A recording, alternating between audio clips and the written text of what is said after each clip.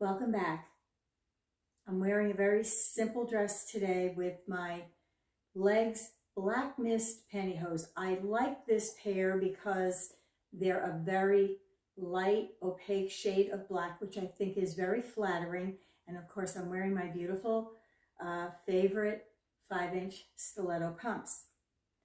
And today I want to talk a little bit about this article that says, "Don't look to baby boomers for wisdom about romance."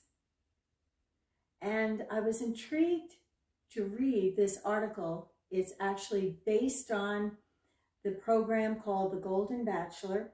The woman that wrote this article is about 30 years old. She says she's single. And the article is based on the program, which I did not watch, but the gentleman was given the opportunity to date a certain amount of women, and then he chose one. They dated, they got married, and 3 months later they got divorced.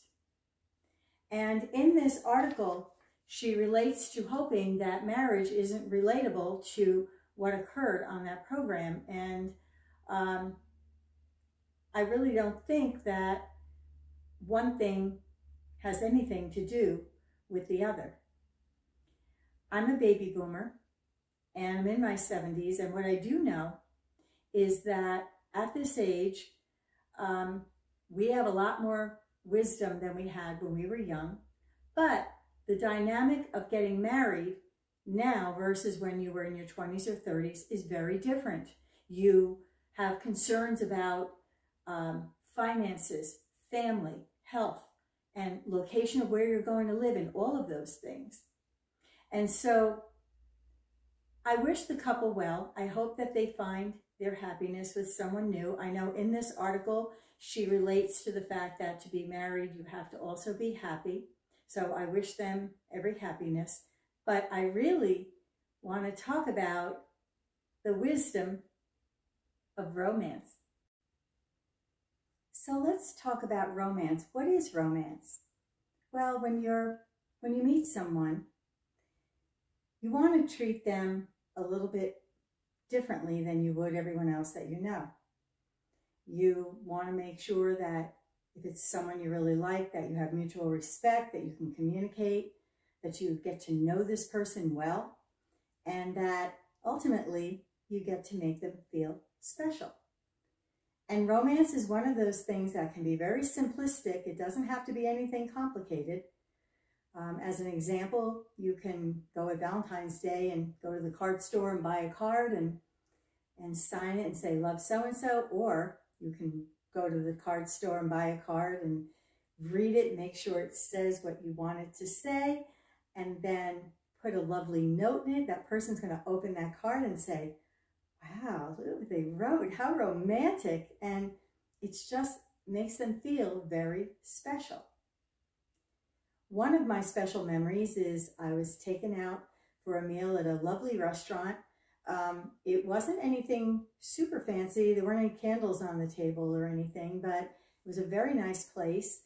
And when I got there, there was nobody in the restaurant. It was after the lunch crowd and it was before the dinner time. But when I walked in, there were lighted candles on the table and a bottle of wine.